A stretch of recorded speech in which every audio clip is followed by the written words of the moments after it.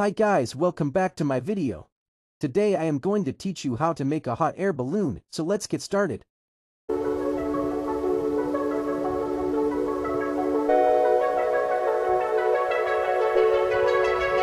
This is all the things that we are going to use.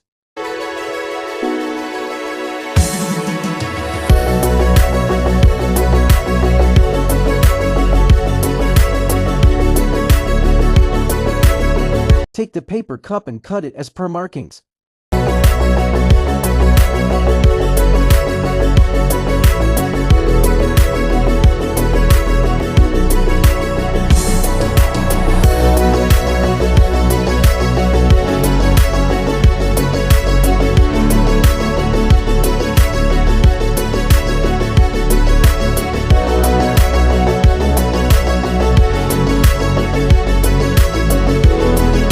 Now cut a small line and insert the balloon.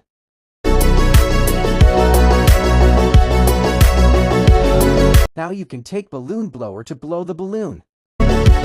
You are ready to go.